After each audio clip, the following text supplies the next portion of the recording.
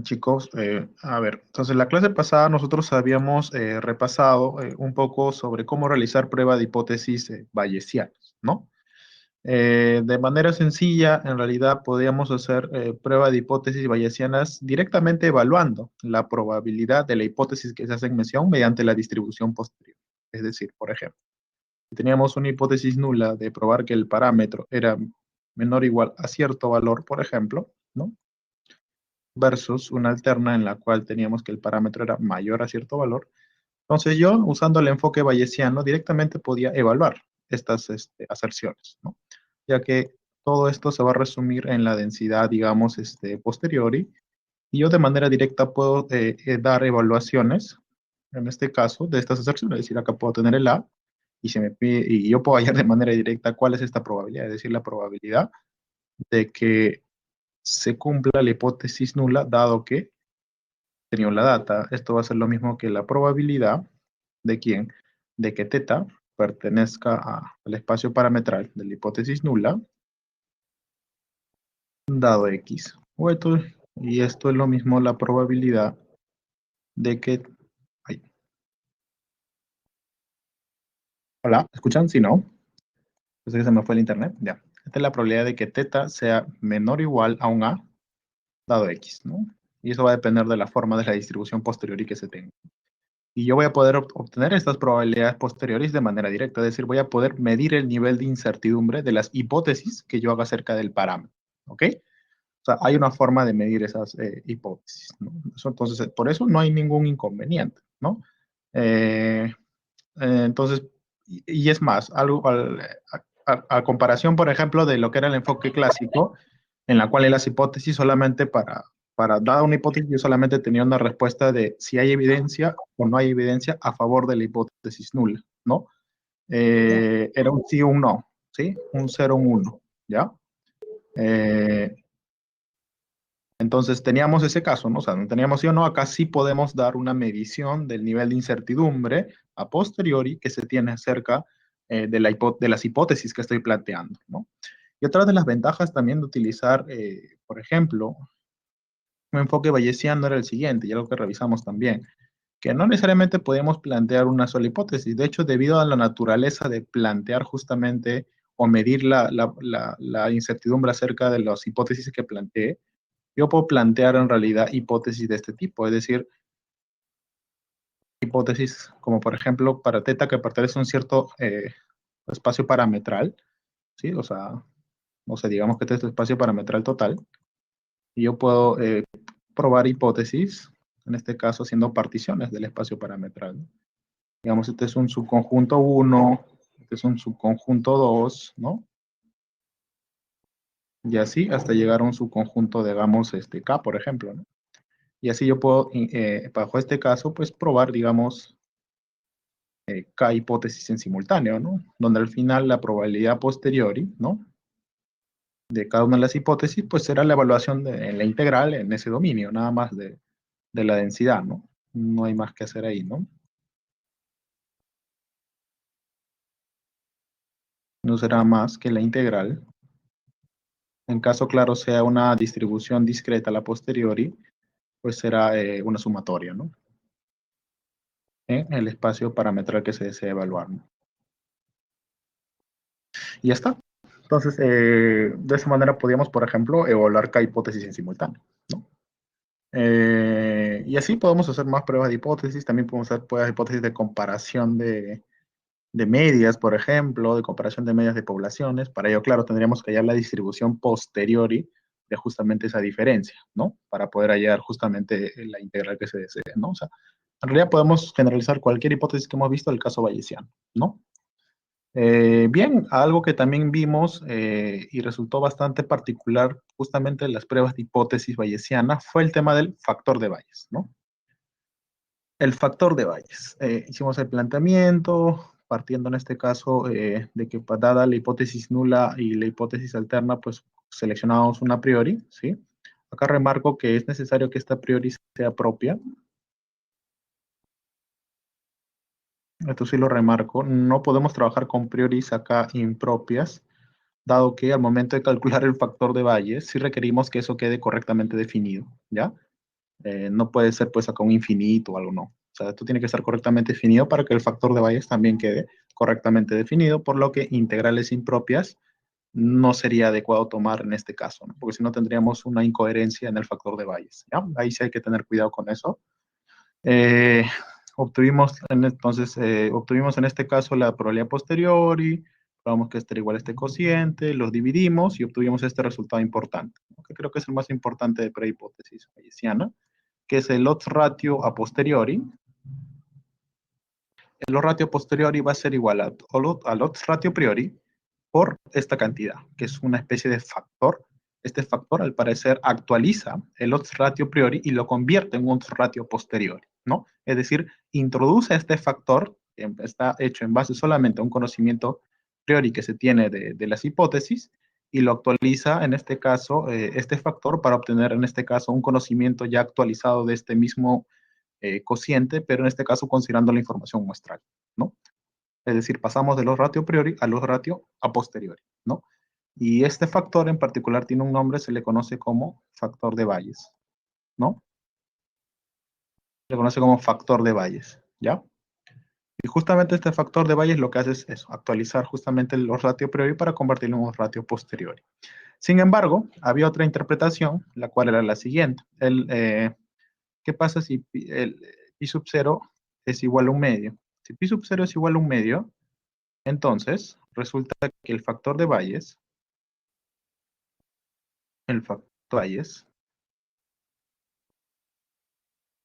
no resultaba más que simplemente el odds ratio posteriori, ¿no? Es decir, este cociente, ¿no?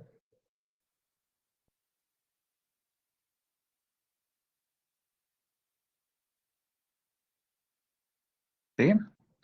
¿Esto qué quiere decir? Pero ¿qué pasa? Cuando pi sub 0 es un medio, esto quiere decir que yo a priori le estoy dando una misma probabilidad priori de ocurrir tanto la nula con la alterna. ¿Eso qué quiere decir? Que no estoy dando preferencia a una hipótesis u otra, de manera a priori, ¿no?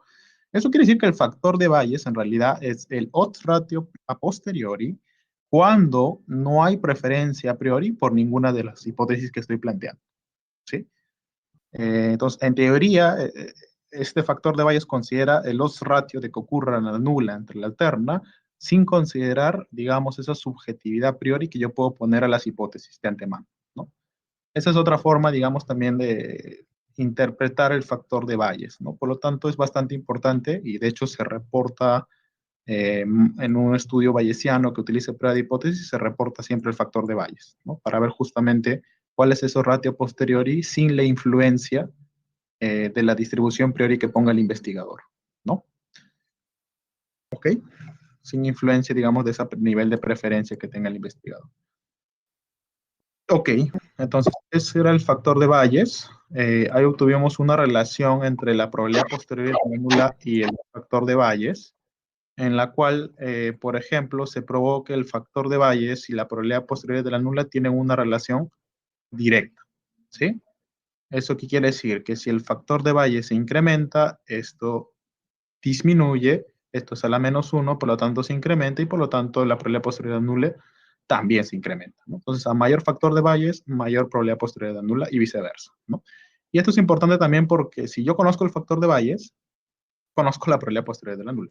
Y si conozco la probabilidad posterior de la nula, conozco el factor de Bayes. Entonces, dependiendo del problema, o puedes usar directamente la fórmula del factor de Bayes, que es esta, o de repente te es más fácil hallar la probabilidad posterior de la nula y luego utilizas el teorema, justamente despejas y con eso obtienes cuál es el factor de Bayes, ¿no? Entonces hay diversas formas, digamos, de resolver problemas que te pidan calcula el factor de Bayes, calcula la probabilidad posterior de la nula. Puedes usar uso de las relaciones que hemos mostrado aquí para poder hallar un valor u otro, ¿no? Y si quiero la probabilidad amado de la alterna, pues la alterna, si quiero la alterna, pues esa será 1 menos la probabilidad posterior de la nula, ¿no?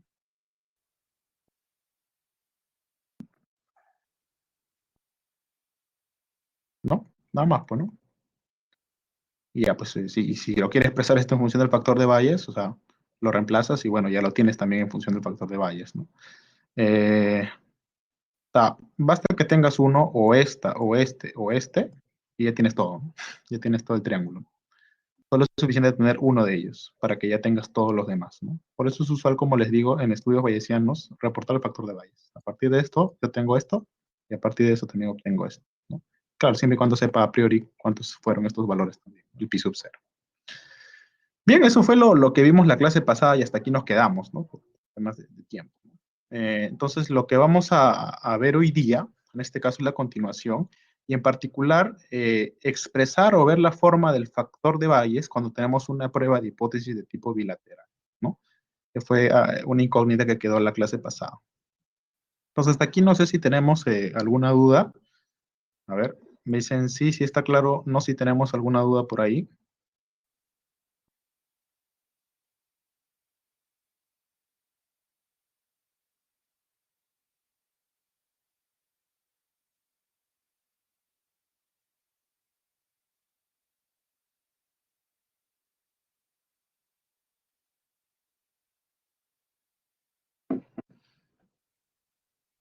Dime, Palomino.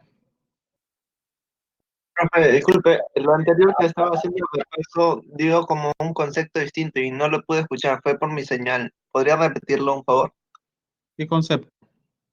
La diapositiva anterior que estaba hablando de...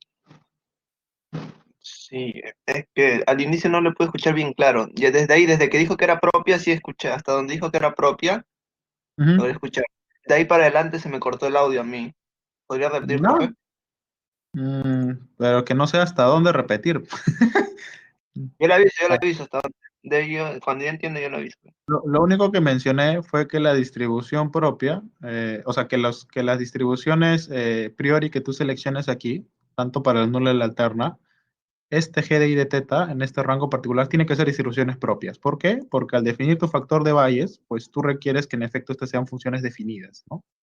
No es que acá hay un directamente proporcional, le voy a multiplicar, no. Entonces, para obtener el factor de Bayes se requiere que estas estén correctamente definidas, ¿no? Por eso mencionaba que deben ser propias. Y luego lo que mencioné ya es lo que hice la clase pasada nomás, ¿no? De ahí no dije más, ¿no? El factor de Bayes, el loss ratio posteriori con respecto al priori, el factor de Bayes y las interpretaciones del factor de Bayes y ¿qué más? Y esto, ¿no? La relación entre la probabilidad posteriori de la nula con el factor de Bayes, ¿no? Profe, una consulta aparte ya. Ujú, ¿Por qué tendría que definir? O sea, ya sabemos que se puede, usted ha dicho que se pueden definir varias hipótesis, ¿cierto? ujú, sí. Entonces, ¿qué gano con eso dividiéndolo? ¿Y cómo sería el factor de Bayes en ese caso? Tendrían que hallar el factor de Bayes 2 a 2. A O sea, dos. claro, el factor de Bayes, recuerda, siempre es un cociente entre dos probabilidades de dos hipótesis que estés midiendo. Si tienes dos, pues serán de esas dos. Y si tienes tres, pues tendrás un factor de Bayes con respecto a la hipótesis uno, 2, lo puedes poner, no sé. Pero por eso ese parte de 0, 1, ¿no? Que es la hipótesis nula arriba entre la hipótesis alterna. Puedes tener factor de Bayes en la cual de repente pones tus hipótesis como H1, H2 y H sub 3, por ejemplo, ¿no? Entonces yo puedo, digamos que divides en tres hipótesis simultáneas, yo puedo poner el factor de Bayes de la hipótesis uno con respecto al 2, factor de Bayes de la hipótesis 2 con respecto al 3, y así, ¿no? O sea, uno con 3, 2 con 3 y así, ¿no? Tendrías tres factores para este caso de Bayes. Ya, está bien, profe. Sería 2 a 2. Ajá, ¿ya? Era de 2 a 2. Yo pensé que había un global o una fórmula. No es que haya un global, ¿no? O sea, si quieres comparar cantidades, pues tú puedes tener las probabilidades posteriores respectivas, ¿no? De las tres, ¿no? Y en teoría, en suma, si son complementarios esos tres, pues te debe dar uno, ¿no? Entonces será pues 0.1, 0.4 y 0.5, no lo sé, ¿no? Te vas a tener las cantidades posteriori evaluadas, ¿no? Si quieres comparar directamente, ¿no? Y si ya quieres sin influencia del pi sub c, o sea, pi sub 0.1, el pi sub 0.2 y pi sub 0.3 que he puesto, pues también, ¿no? Lo puedes hacer, ¿no? O sea, Ya, profe. justamente el factor de Bayes va a medir ese grado de credibilidad que tiene una hipótesis o otra sin considerar justamente este grado de creencia a priori que le dé a cada hipótesis, a priori, ¿no? Por eso, en el caso de esto, reportarían más esto, ¿no? También. Está bien, profe, está bien. Ok. Bien, entonces, Ahora, una incógnita, claro, que quedó en la clase pasada es, ok, yo me doy cuenta que si este conjunto, para el caso en el cual teta es un parámetro continuo, y este es un subconjunto con medida de Lebesgue mayor que cero, es decir, no es un no es un valor puntual, entonces, normal, o sea, entiendo, puedo calcular la probabilidad posterior y la nula, etcétera. Es más, para el caso en el cual sea discreto y toma un valor puntual, ahí tampoco habría problemas, ¿no? Es decir, ahora vamos al punto de cómo desarrollo hipótesis de este tipo, ¿no? Entonces, ¿cómo vendría a desarrollar? Oye, hola, ¿me escuchan? Se desconectó, creo. Está 20 Sí, con internet. ¿Se escucha? Sí. A ver, ¿qué internet estoy utilizando? Un rato. Ah, ya sé por qué se está ya. Estoy utilizando el internet que me dio el banco. Ya. Ahora vamos a ver hasta cuánto. Si se sigue yendo, me cambio el internet propio. A ver, ya te igual a hacer ya. Entonces vamos a trabajar con hipótesis de este tipo, ¿no? A ver, aquí hay diversas formas de abordarlo. O sea, para el caso en el cual el parámetro tenga un espacio parametral discreto, no hay problema, ¿no? ¿Por qué? Porque teta sub 0, bueno, sería el valor discreto que tome, evalúo la probabilidad en ese valor discreto y pues no hay mayor inconveniente, ¿no?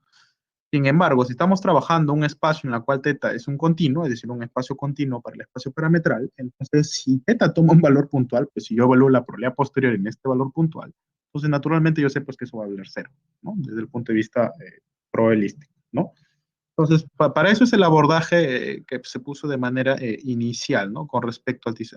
Ahora, lo que se va a utilizar acá, o sea, como distribución continua para teta, es la función delta de Dirac, que no sé si habrán escuchado, que justamente evalúa la probabilidad o concentra toda la masa alrededor de un punto, ¿no?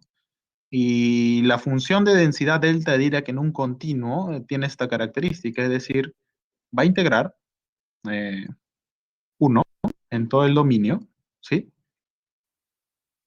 Y además, eh, la integral en este caso de A a B, es decir, para yo evaluar integrales con la función delta de Dirac, Amado, sí, dime. Amado, te escucho un Sí. poco, por favor. No sé si eres tú o mi internet.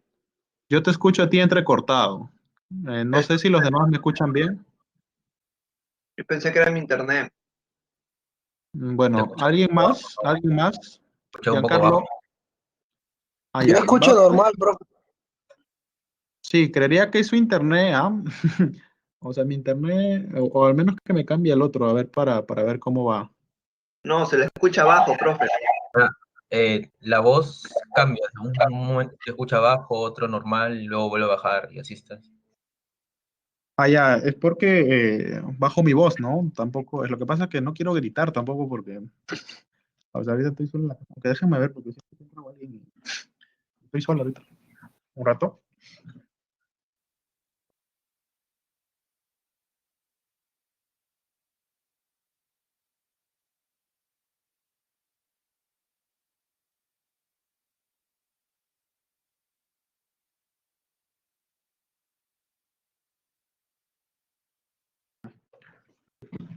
No hay nadie. Qué miedo, ya. Mm, A ver, ¿ahora me escuchan? Está mejor. Hola. Bueno, Sí, estoy escucha. hablando, ¿sí? Estoy hablando Sí. igual. No sé por qué se va a veces la... O ustedes parece que se le va la señal, no lo sé. A ver, entonces les mencionaba, la función delta de Dirac es una función de densidad continua que concentra toda la masa, ¿sí? Toda la masa de la densidad en un valor en particular, ¿sí? Entonces, algunas de las propiedades de la función delta de Dirac que sí les pediría que lleven, porque en realidad es un tipo de integral, un tipo de función de densidad muy particular, para el caso de las continuas, averigüen porfa. Es otra propiedad también que si yo tengo acá la integral, en este caso, de P de, no, mejor lo voy a poner así, bruto. una función cualquiera, un beta, claro, puede ser un g si gustan, ya, le voy a poner g mejor. Una función g en teta por la función delta de Dirac, teta menos el valor teta sub 0 en la cual se concentra la densidad, ¿sí? Diferencial de teta. Esto va a ser igual a la función g evaluada en teta sub 0. Para todo teta sub 0 que pertenece a AB. Es decir, que toda la masa, es decir, para si ese teta sub 0 pertenece a B, entonces toda la masa se va a concentrar alrededor de ese punto. Y al momento que evalúe una integral en ese punto, pues simplemente será la función misma evaluada en ese punto que en teoría ya se conoce, ¿no? Si lo quieren ver de esa manera, ¿no? Si teta sub 0 pertenece a B, la integral, ¿sí? La integral de cualquier función g, con la función delta de Dirac, de esta forma, centrada en teta sub 0, es decir, el valor de delta de Dirac se concentra toda la masa alrededor de teta sub 0, entonces será simplemente la función evaluada en el teta sub 0, ¿no? Si lo quieren ver de una manera más directa, se sabe, o sea, no formal, lo digo no formal porque no es, digamos, la manera más formal de hacerlo, es decir que la probabilidad de teta igual a teta sub 0 es igual a 1, ¿no? Si lo quieren ver de alguna manera. Y esto es equivalente a decir que teta como que se conoce, ¿no? Entonces, si yo quiero evaluar una esperanza para un valor que ya se conoce, entonces sería simplemente la función evaluada en ese valor conocido, ¿no? Si lo quieren ver de manera informal, ¿ya? Si quieren ver algo más formal, chequeen la función delta de Dirac, y esta es la función, de hecho, que yo voy a definir justamente para este valor. ¿Por qué? Porque es justamente una densidad en la cual yo digo que toda la densidad se va a concentrar alrededor del valor de teta sub 0. De tal manera que esa densidad tenga esta propiedad, es decir, que integre 1 mayor o igual que 0, y además al evaluar esperanzas, pues me dé este valor, ¿no? Entonces, ¿quién me logra cumplir esa propiedad? Es la función delta de Dirac, ¿no? Entonces, usando esto, es decir, el g de 1 o el g sub 0 de teta sería esta función delta de Dirac de teta, ¿ya? Entonces, si nosotros usamos esa función delta de Dirac, ¿qué va a pasar? Que nuestro pi sub 0, perdón, nuestra densidad a priori, ¿no? Recuerdan que nuestra densidad a priori era de esta forma, ¿no? Era un pi sub 0, que era la probabilidad a priori que yo le dé a la nula, es decir, ¿cuál será la probabilidad a priori que yo le dé a que teta tome el valor de teta sub 0? Por la densidad, en este caso, priori en el espacio parametral, en este caso de la hipótesis nula, ¿sí?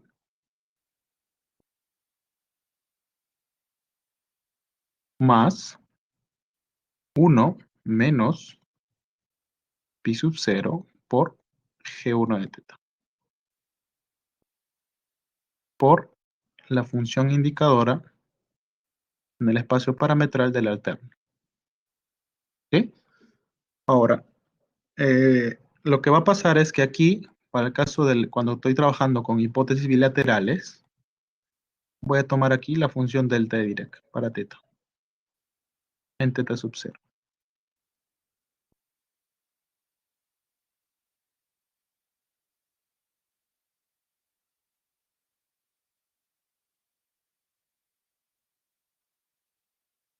Gen 1 en teta. Hola, ¿me escuchan? Bueno, es que no estoy hablando, pues. ¿Por qué me dicen que se fue el audio si no estoy hablando? ¿Qué tal ¿Cómo es estoy? con Alberto Márquez? ¿Cómo? Parte de Globo. Sí, es por un pedido. El repartidor me indica que la tienda se encuentra cerrada en estos momentos. Queríamos corroborar la información.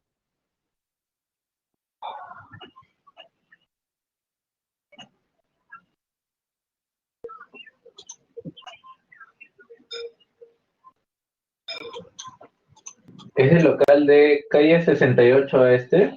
Sí, el repartidor está ahí, pero me ha enviado una foto de la fachada con la puerta cerrada, con candado.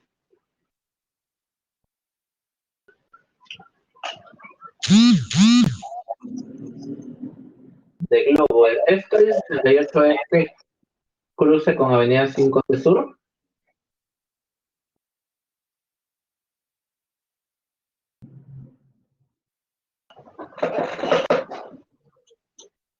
Ok, perfecto, yo le indico. Muchas gracias. Sí, dígame. Sí. Acá en el mapa tengo en calle 68. Sí, correcto, calle 68 San Francisco. Cruce con, cruce con Avenida 5C Sur.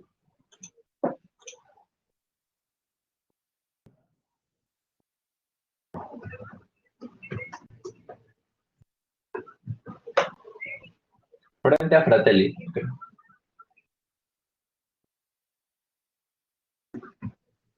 Ok, yo le informo para que busque bien. No se preocupe, gracias por atender.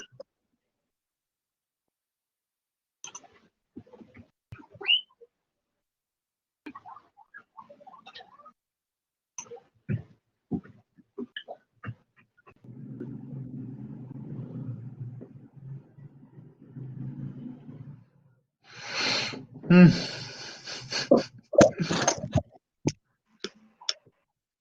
Señor Colca, ¿ya terminó mi pedido?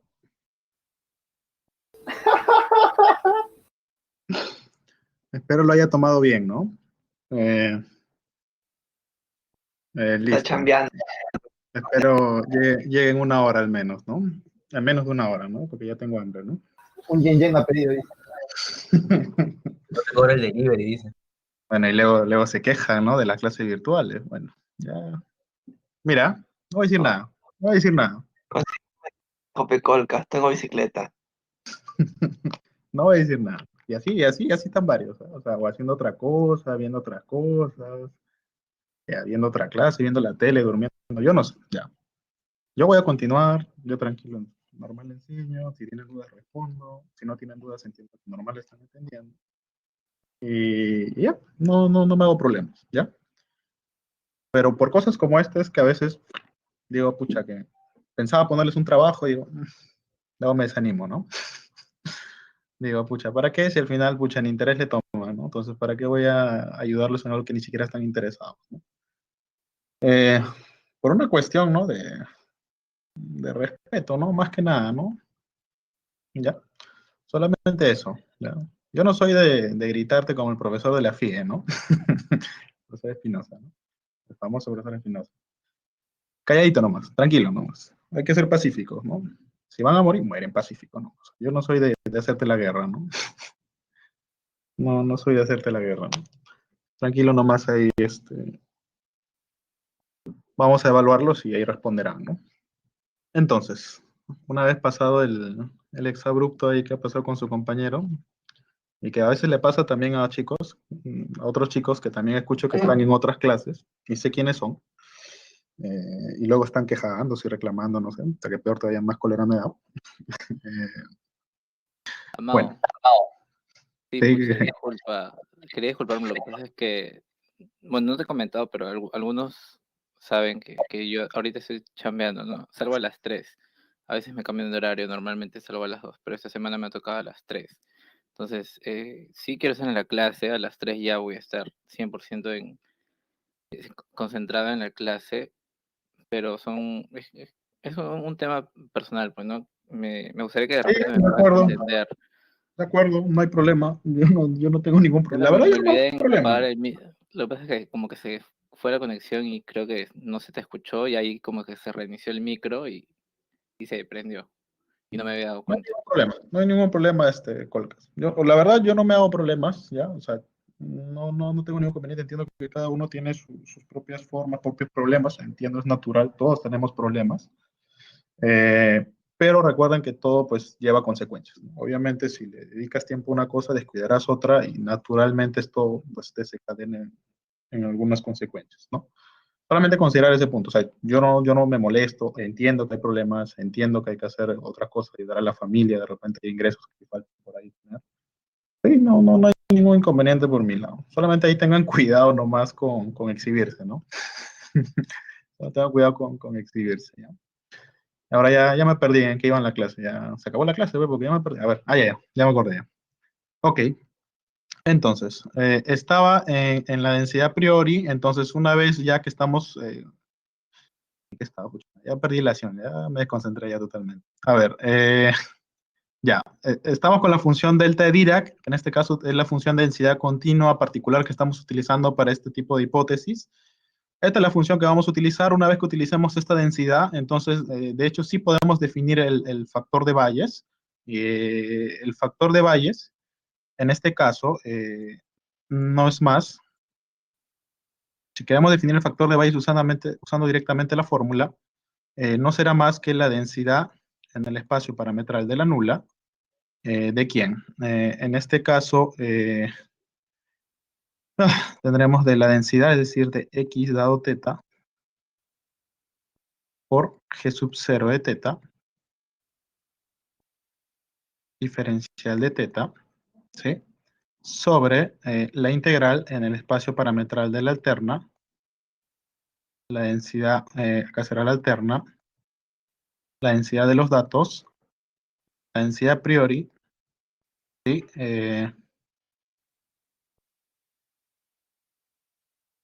Ok, con respecto a la densidad a priori en el espacio parametral de la alterna, ¿ok? Entonces, si reemplazamos aquí, si acá seleccionamos la función delta Dirac y por la propiedad anterior que les mencioné, acá simplemente va a ser evaluar, ¿sí?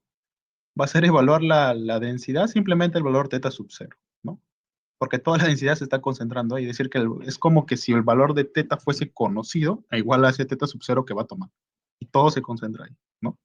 Entonces simplemente será la densidad muestral evaluada en ese teta sub 0, dividido entre la integral, bueno, ya en el espacio parametral de la alterna, nada más, que en teoría este ya es un conjunto ya de medida diferente de cero. Y si en caso fuese un conjunto de medida igual de cero, es decir, de repente tienes dos hipótesis de igualdad en H sub 1 y H sub 2, también sería el planteamiento el mismo. Acá sería, no sé, la densidad de X en el otro valor particular que tome, la condicional al otro valor de teta que tome, ¿no? O sea, también se podría generalizar para el caso de múltiples hipótesis, ¿no?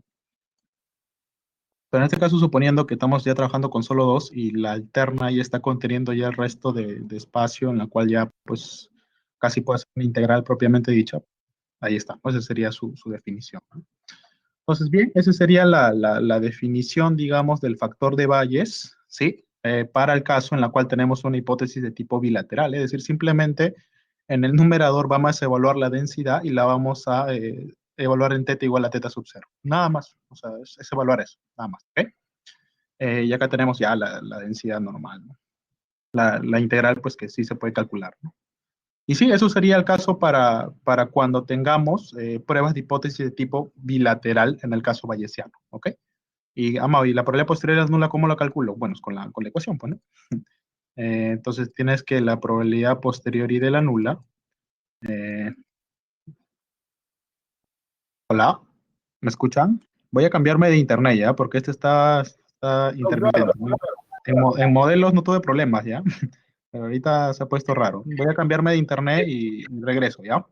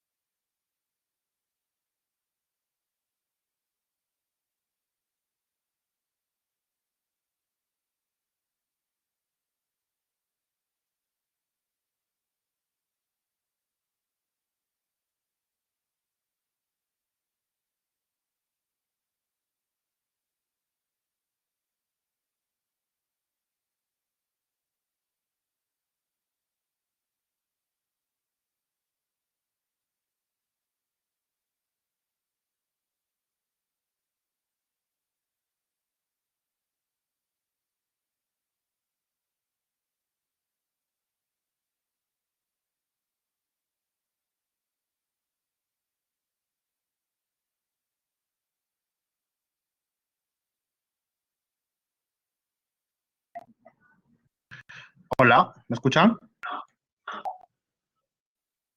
Hola. Todo bien. ¿Sí? ¿Ahora sí? Ya, ok. Normal, profe. Ya, listo, genial. A ver, vamos a borrar esto. Ya, ahora sí. Entonces, si yo quiero tener la probabilidad posteriori de la nula, en este caso, sería expresada de esta manera, ¿no? ¿Dónde estás, rojito? Acá está, ya. Entonces, la probabilidad posteriori de la nula sería igual a ¿quién? Bueno, usando el factor de Bayes, ¿no? Sería 1 más 1 menos pi sub 0 sobre pi sub 0, el factor de Bayes, que es el que acabo de mostrarles ahorita, a la menos 1. Todo esto a la menos 1. O sea, hacemos el reemplazo aquí y con eso ya podemos hallar la probabilidad posterior a nula, ¿no? Como les mencionaba, o sea, si tienes el factor de Bayes, tienes la probabilidad posterior a nula y después también la terno. Si tienes la probabilidad posterior a nula, tienes el factor de Bayes. Como quieras. Míralo como desees, ¿no? Es eso, ¿ya? Es eso simplemente. Entonces, ya con esto ya podemos obtener el factor de Bayes para el caso de una prueba hipótesis bilateral y además también podemos obtener la probabilidad posteriori de la nula para el caso bilateral, ¿no? Siento simplemente el reemplazo, ¿ya?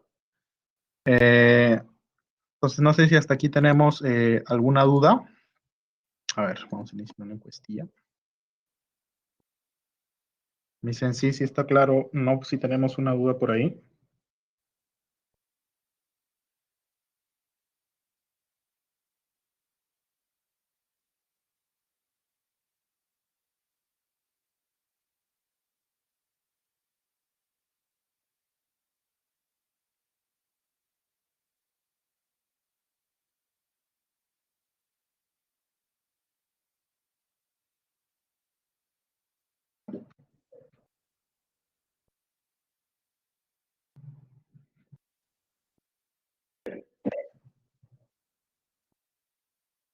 ¿Sí? Ok. Daniel, ¿tienes alguna duda, otra exposición también que tienes que hacer? Creo que es otra ponencia, ¿no? Mejor lo silencio. Ya. ¿O tenías alguna duda, Daniel? No lo sé. A ver, escríbeme al chat si en caso tenías alguna duda o era que se activó tu micro y estás en otra clase o estás con bulla, no lo sé. Ok, entonces si Daniel no responde, entendería que no pasó nada, ¿no? Ok, entonces, ese es el caso. Vamos a regresar a la presentación. Entonces, bien, ya tenemos mapeado, creo que al 70% ya en qué consiste todo el tema de las pruebas de hipótesis bayesianas, las ventajas y desventajas y comparaciones con la prueba de hipótesis bajo el enfoque tradicional.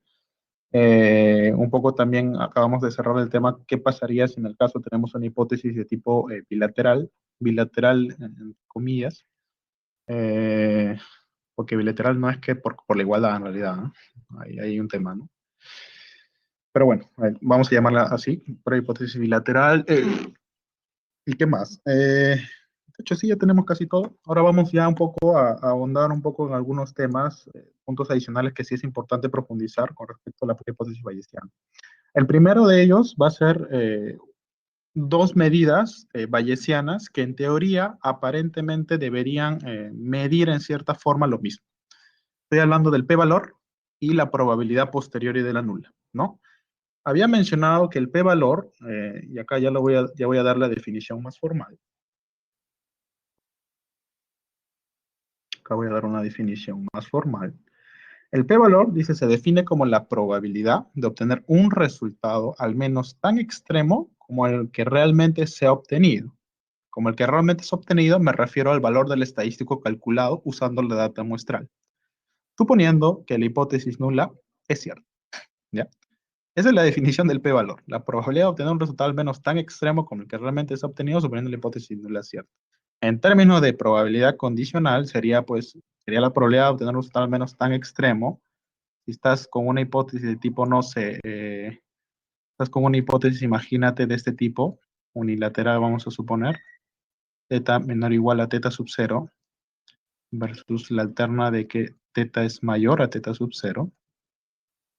Entonces, esta será la probabilidad de obtener un valor, este será tu estadístico de prueba, mayor o igual a tu valor calculado, ¿sí? O sea, es tu valor calculado, esto es la distribución de tu estadístico de prueba, suponiendo que hipótesis nula es cierta. ¿Sí? Bueno, acá es mayor estricto. Bueno, si es continuo es lo mismo, pero si es discreto hay diferencia, ¿no? Entonces voy a ponerle así, ¿no? Estricto. Sí, ese es, para este ejemplo, este sería, por ejemplo, el p-valor, ¿no? La probabilidad de obtener un valor al menos tan extremo como el observado en la muestra dado hipótesis nula cierta, ¿no? Entonces, esto es un p-valor, ¿no? Dependiendo de cómo sea la hipótesis, pues esto también puede cambiar, pero de manera general, un ejemplo de p-valor es esto, si lo quieren ver así, ¿ya? Ahora, los p-valores indican cómo son los datos de incompatibles con cierto modelo estadístico, ¿no? Eso es lo que te indica. Claro, tú supones la hipótesis nula cierta, ¿no? Eso es importante remarcar primero. Supones que hipótesis nula es cierta y este p-valor solamente te va a hacer tomar una decisión, ¿no? Es decir, dependiendo de dónde caiga, entonces, no sé, tu región de aceptación y rechazo, entonces por acá estará tu nivel alfa.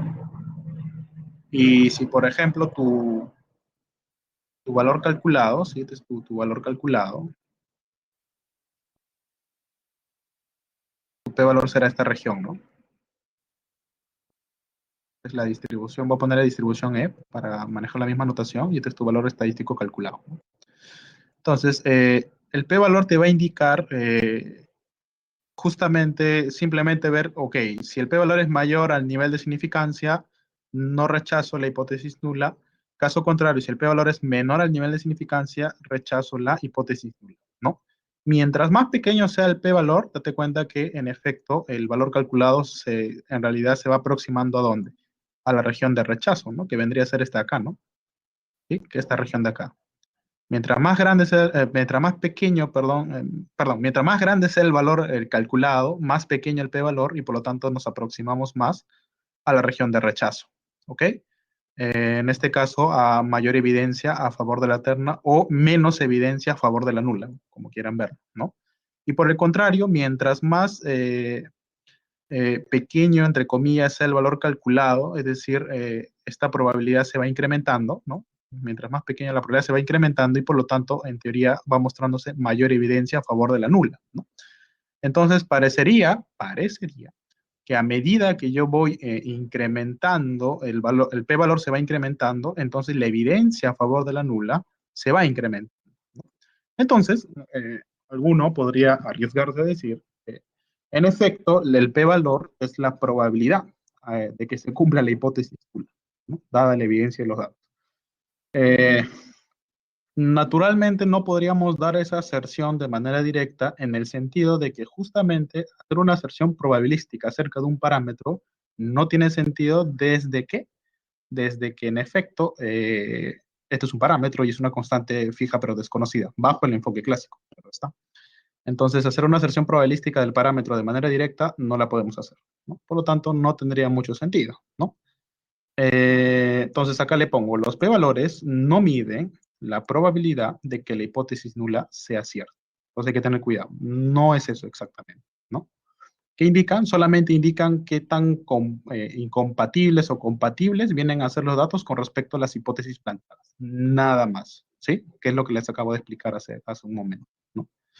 Otra cosa más, conclusiones científicas no deberían basarse únicamente en el hecho de que un p-valor supere un umbral específico. ¿Alguna vez en tu vida estás llevando un estudio y solamente tienes una hipótesis y el p-valor, ok, te indicó que en efecto rechazaste la nula y hay evidencia a favor de la hipótesis que tú estás buscando probar? No te emociones mucho, ¿no? Es tu resultado en base a una muestra, ¿no? ¿Qué pasa si obtienes otra muestra? ¿Sí?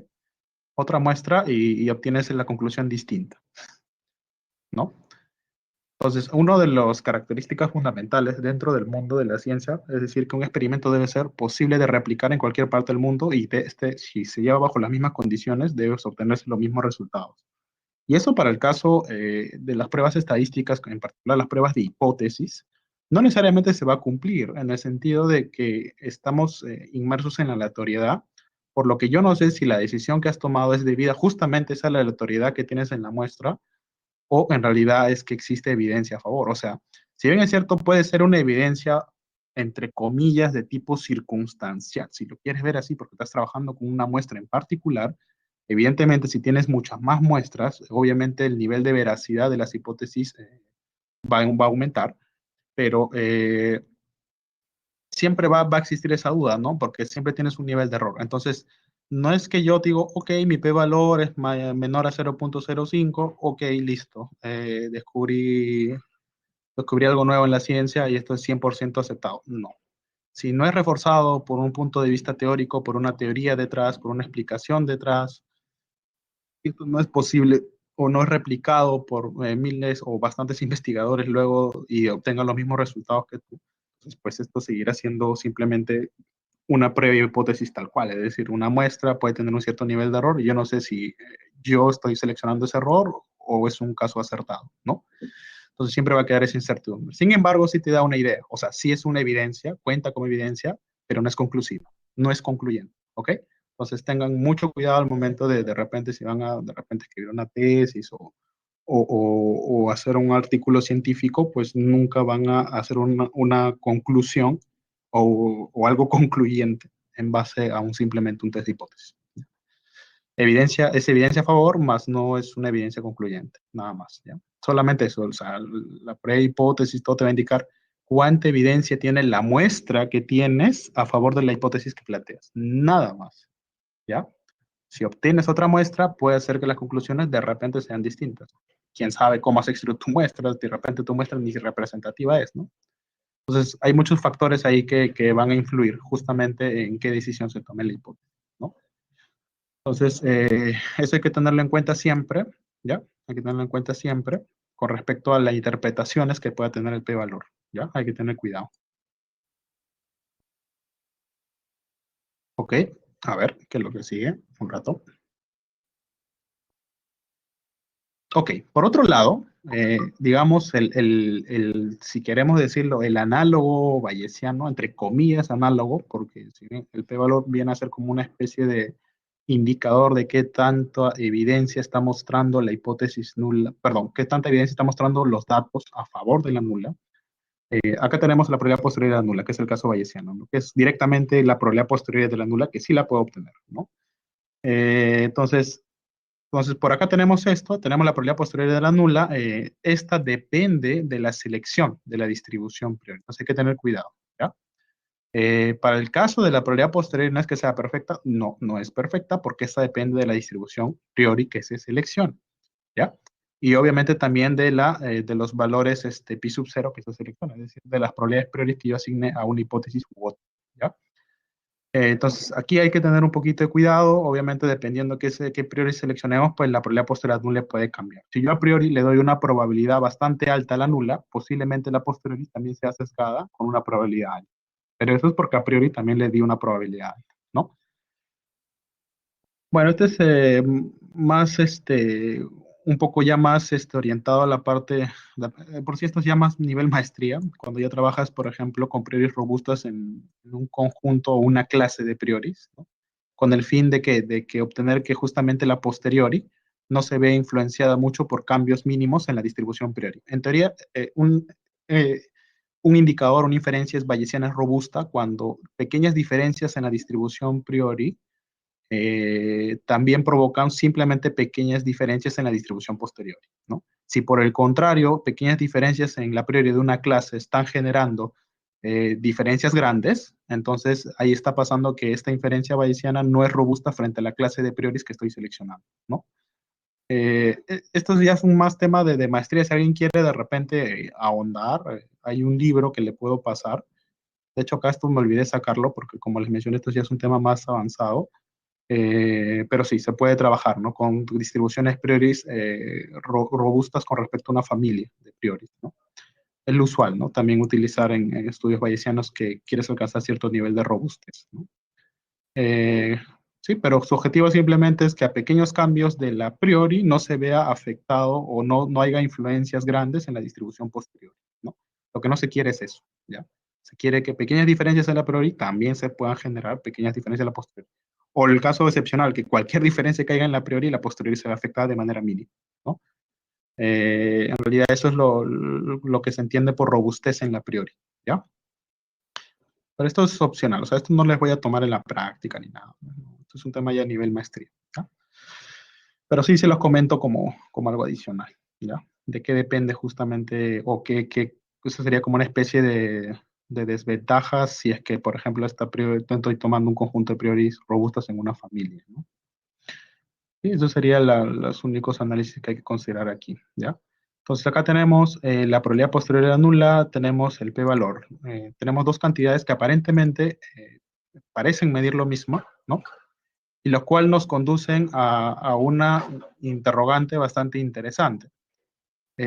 Amado, me dices, puede ocurrir el caso de que en una prueba de hipótesis dada, es decir, un caso dado para probar una hipótesis, de repente una media, una proporción, etcétera, puede darse el caso que bajo el enfoque clásico yo diga que rechazo la nula, mientras que bajo el enfoque bayesiano diga que no rechazo, es decir, puede haber discrepancias de decisiones entre ambos enfoques.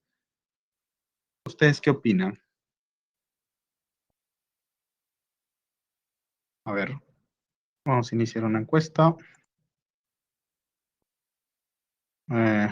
¿Verdadero o falso? O sea, puede haber una discrepancia en las decisiones que puedan tomarse frente a una prueba clásica y una prueba bayesiana. ¿Cómo tener diferentes decisiones? ¿Qué opinan? ¿Verdadero o falso? Profe, pero en la bayesiana no existe el se rechaza de sub cero, ¿o sí? ¿O no se ¿Perdón? rechaza? En ¿Perdón? la bayesiana, ¿no se me escucha? Sí, sí te escucho ahora sí. En la bayesiana existe eso, se rechaza H sub cero o no se rechaza eso, ¿existe? Son solo No, probabilidades. no, independientemente de si existe, o sea, independientemente de lo que me dices, o sea, estoy preguntando si simplemente hay la posibilidad de que en efecto, en una prueba de hipótesis dada, yo tenga que bajo el enfoque clásico me diga, ok, rechazo la nula, y el bayesiano me diga que no rechazo, siendo la misma data y todo el tema, ¿no? Claro, para el bayesiano poniendo sus a posteriori, sus prioris propias, respectivas. O sea, ¿puede ocurrir ese caso?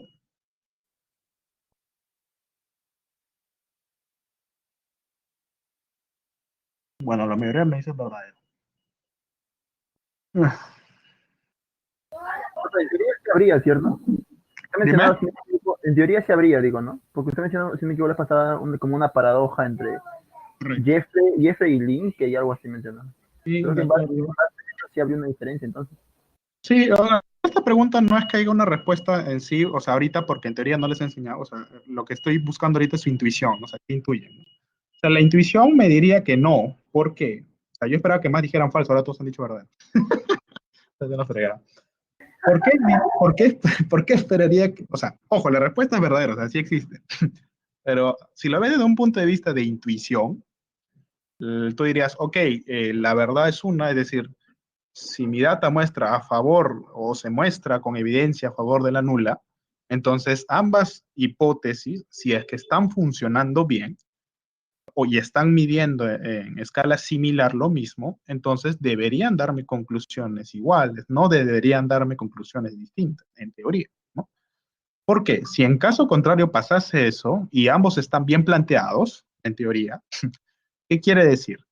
Que está viendo una paradoja. Es decir, si tengo, tengo acá dos hipótesis que en teoría están bien planteadas desde el punto de vista estadístico, matemático, y en teoría buscan medir lo mismo en magnitud de repente similares, de repente no iguales, pero sí similares, no deberían arrojarme decisiones distintas, ¿no?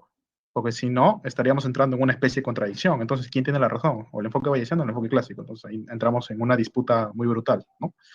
Entonces, ocurre esos casos, sí. Vamos a ver un ejemplo de hecho particular en la cual va a ocurrir este caso en la cual bajo un enfoque, es decir, bajo el enfoque clásico, ocurre que rechazas la nula como decisión, mientras que bajo el enfoque bayesiano no la rechazas. Y esto se le conoce como la paradoja de Jeffreys-Lindley. Y el motivo o el causante de esta paradoja, justamente, principalmente, en realidad hay otros factores, pero principalmente se va a deber al tamaño de muestra. En tamaños de muestras grandes, se puede observar que esta paradoja se cumple mayormente, ¿ya? Y es lo que vamos a revisar ahorita, ¿no? Se lo conoce como la paradoja de Jeffreys-Lindley, ¿no? Vamos a ver qué consiste esta pequeña paradoja. Y vamos a resolverla también, porque todas las paradojas pues se resuelven. A ver, y acá le puse, ¿no? O sea, para partir, vamos a empezar con un ejemplo. Dice, entonces, mi pregunta es, ¿existen grandes diferencias entre el p-valor y la probabilidad posterior y de la nula? Es la primera incógnita que estoy buscando para responder esa pregunta. Es decir, ¿por qué? Porque si esto difieren, es decir, si imagínate que este p-valor, no sé, sea 0.0501 y la probabilidad posterior de la nula sea 0.97. Algo anda mal, ¿no? Porque esto me diría, ok, a un nivel de significancia, el 5%, rechazo la nula, y por otro lado, el enfoque bayesiano me estaría diciendo, oye, ahí, que esto ya es evidencia decisiva a favor de la nula, 97% de probabilidad de que ocurra la nula, ¿no? Entonces están contradiciendo, ¿no? Entonces, voy a poner un ejemplo. En teoría, estos deberían ir en cierta medida de la mano, ¿no? Es decir, si este va incrementándose, este debería ir incrementándose, porque en teoría miden cosas similares, ¿no? Y si este disminuye, en teoría el otro también debería ir disminuyendo, si es que en teoría también estás midiendo cosas similares, ¿no? Entonces, vamos a ver un ejemplo, ¿ya? Dice, supongamos, ¿sí? Supongamos que tenemos una muestra de una normal, una muestra aleatoria simple, es decir, vamos a suponer que tenemos una muestra aleatoria simple, es decir, vamos a suponer como condiciones óptimas para la muestra de una normal con esta media teta y una varianza conocida de igual a 1, ¿ya? Y suponte que deseamos probar justamente una prueba de hipótesis de tipo bilateral, ¿no? De que el parámetro toma un valor, ¿sí? Toma un valor teta sub 0 y la alterna de que teta es diferente a teta sub 0, ¿correcto? Entonces, vamos a, en este caso, plantear el problema bajo los dos enfoques, bajo el enfoque clásico y bajo el enfoque bayesiano, ¿ok?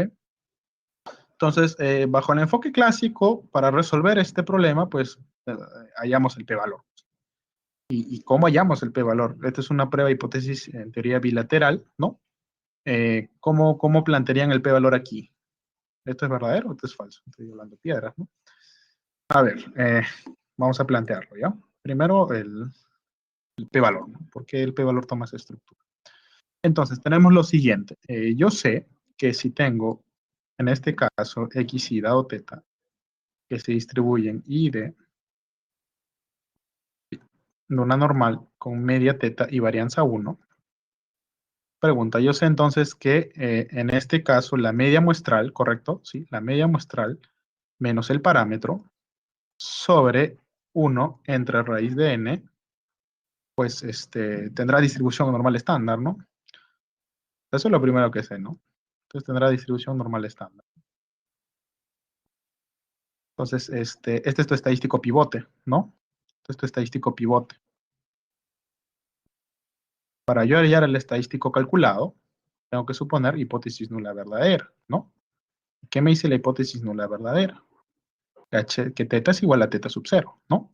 Entonces, en mi estadístico de prueba, en este caso, va a estar dada por la media menos teta sub 0, que ya se conoce en teoría, sobre 1 entre raíz de n, ¿correcto? Esto pasa arriba, entonces al final quedaría raíz de n por media menos teta sub 0.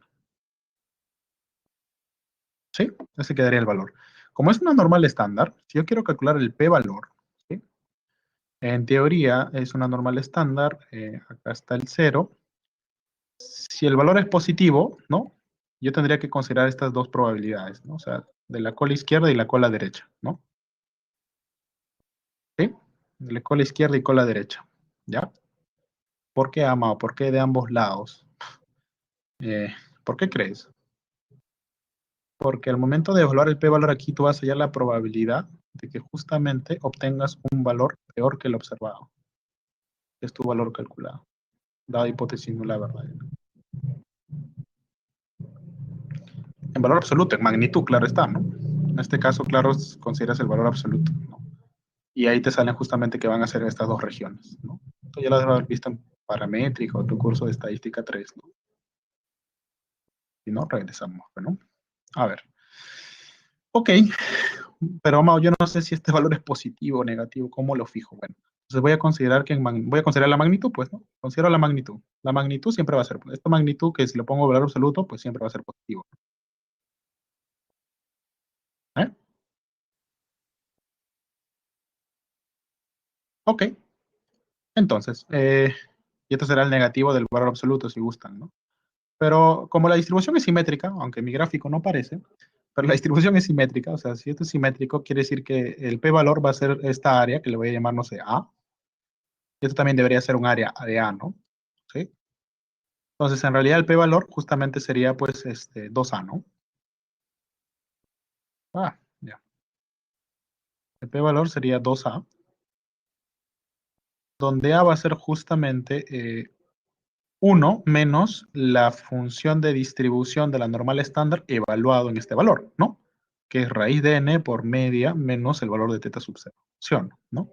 Sería 1 menos la función de distribución de la normal estándar, ojo, distribución, función de distribución, evaluado justamente en el valor absoluto, ¿sí? En el valor absoluto de raíz de n, media, menos teta sub 0. ¿Ya está? ¿Sí? ¿Ok? ¿Se entiende hasta aquí? ¿Hasta aquí ha habido alguna duda de cómo obtuve el p-valor o estamos RIP? A ver, voy a iniciar una encuesta. A ver, me dicen sí, sí está claro. No, si tenemos alguna duda por ahí, cómo se obtuvo el p-valor para este caso bilateral.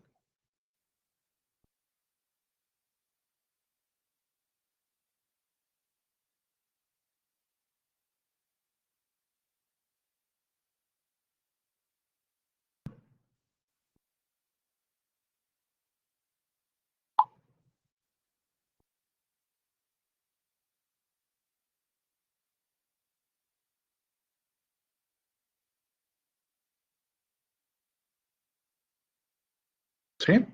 Bien, perfecto. Entonces, todos de acuerdo que este va a ser la expresión del p-valor, ¿no?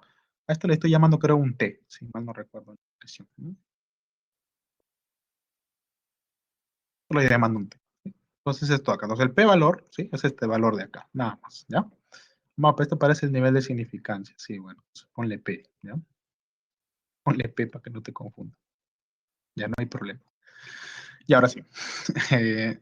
Entonces, para el caso bayesiano, vamos a ser más prácticos, es decir, vamos a suponer que la distribución priori tiene esta estructura, es decir, una normal con media teta sub 0 y varianza 1.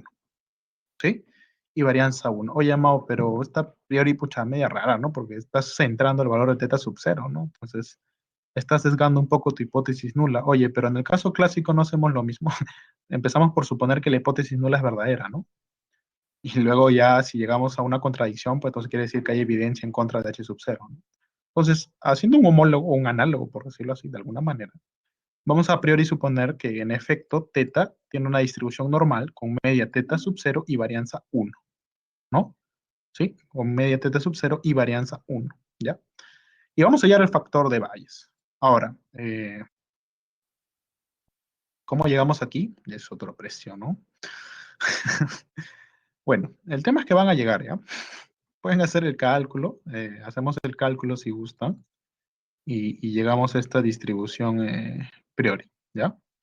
Te lo dejo de ejercicio si gustan, ahí lo hacen en casa o desean tiempo para hacerlo, no lo sé. Se lo dejo de tarea, ¿no? ¿Sí? Ya mejor se lo dejo de tarea, ¿ya? A ver, demuestren que en efecto, dado esta distribución priori y dada la hipótesis bilateral que estoy poniendo, en efecto el factor de Bayes resultante va a ser de este tipo. Bueno, es hacer cálculo nomás con las fórmulas que les puse anteriormente, ¿no? No es en realidad nada de otro mundo, ¿ya? Ok. Y además vamos a suponer que, fíjate, en este caso, pi sub 0, es decir, pi sub 0 va a valer un medio, ¿ya?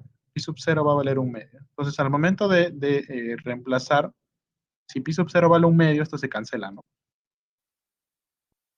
Me queda que la probabilidad posterior de la nula no va a ser más que 1 más el factor de Bayes a la menos 1, y todo eso a la menos 1, ¿ya? Esa va a ser la expresión para la probabilidad posterior de la nula, ¿ya? Ok. Entonces, Amado, ¿qué hacemos? Bueno, vamos a hallar los p-valores y la probabilidad posteriori de la nula, dado que tenemos este factor de Bayes. Date cuenta que el factor o el número en común acá es t. este t y este t de aquí. En teoría, suponiendo que para valores de n, estos valores de t, o sea, para los diferentes valores de t, vamos a tener lo siguiente, ¿no? Si tenemos este valor de t, y tenemos el siguiente p valor, vamos a obtener, perdón, el siguiente p valor, ¿no? Esto lo vamos a demostrar ahorita, ¿ok? ¿Cómo tenemos estos valores de t? Bueno, entonces simplemente hallar valores de la distribución normal estándar, ¿no? Vamos a probar que estos son los p valores, ¿no? Para este caso, por ejemplo, no sé, para un nivel de significancia del 5% y obtengo este valor de t, ¿sí? ¿Qué va a ocurrir? Que yo rechazaría la hipótesis nula, ¿no? ¿A qué nivel de significancia? A un 5% de significancia, ¿no es así? ¿Sí? Ahora, perfecto. Entonces, este sería bajo el enfoque clásico, ¿no? Si obtengo un valor de t de este valor, el p-valor sería este número, y pues rechazaría la hipótesis nula a un 5% de significancia. Ahora, fíjate cómo van evolucionando en este caso el factor de Bayes y la probabilidad posterior y de la nula, que acá están las columnas BF y PH respectivamente, a medida que el tamaño muestra crece. ¿Qué ocurre? Fíjate qué va ocurriendo con la probabilidad posteriori de la nula, ¿no? Al inicio es 0. El factor de Bayes 0.27, 0.15, 0.16, 0.19, 0.28, 0.37. Es decir, al parecer la probabilidad posteriori de la nula se va incrementando, ¿no? A medida que el tamaño de muestra crece, ¿no? Esto suponiendo también que, claro, para todos los tamaños muestros se puede hacer, ¿no? Se puede generar variables aleatorias que siempre, a medida que el tamaño de muestra crezca, se mantenga el mismo valor de t calculado, ¿no? Se puede generar simulaciones que fuercen ese caso, ¿no? O sea, sí se puede dar, ¿no? Entonces, suponiendo eso, que el valor de t se mantiene a medida que el tamaño de muestra crece, vemos que el p-valor no va a cambiar, ¿sí? Porque el p-valor solamente depende de t. Sin embargo, el factor de Bayes aquí sí va a depender, aparte de t, también de los valores de n que están por fuera de él, ¿no? Y eso va a hacer que el factor de Bayes se incremente, ¿no? Se incremente, ¿sí? ¿Ya? Se incremente, suponiendo que para valores de diferentes valores de n, el valor de t se fija, ¿ya? Muy bien, entonces, a ver, vamos a ver qué es lo que ocurre, ¿ya? Para eso lo vamos a simular, ¿sí? Creo que en este caso les voy a pasar voy a crear voy a crear Drive, en el Google Drive, la conversación, una llamada para poder ahí hacer el script en R, ¿ya? O sea, vamos a hacer vamos a replicar estos resultados y ver, porque creo que acá habían errores, si mal no recuerdo.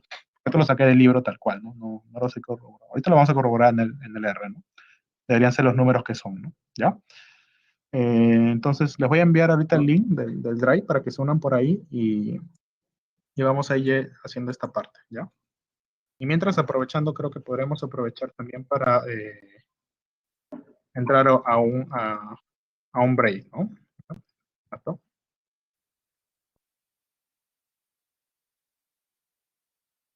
Entonces, de repente ahí aprovechamos en tomar un break, ¿sí? Mientras le voy enviando el link, ¿ya? Link para que se puedan unir a la conversación del Drive. Entonces, yo voy a cortar en este caso la llamada, porque ya terminaríamos todo lo que resta en el Drive, ¿ya? Voy a enviar el link por acá, un rato, espérenme. Un ratito. Déjenme crear la conversación.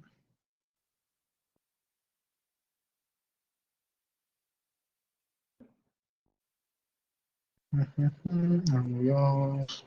¿Dónde está? Iniciar una reunión.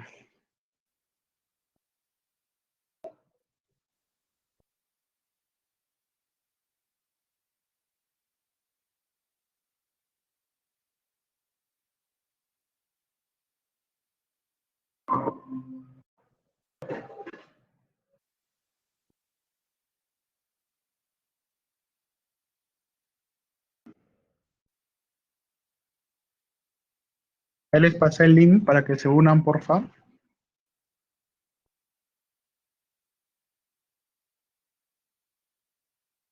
Entonces nos vamos uniendo.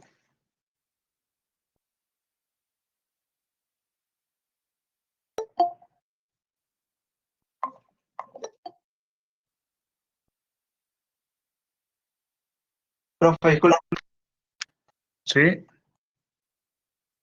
consulta de requerimientos de confianza. espérate, ¿dónde me estás hablando? BBB, Espérate, que estoy activo. Me consultas en... Ya, ¿cómo hago? Consúltame mejor en el Meet, ¿ya? Voy a salir de esta conversación, ¿ya?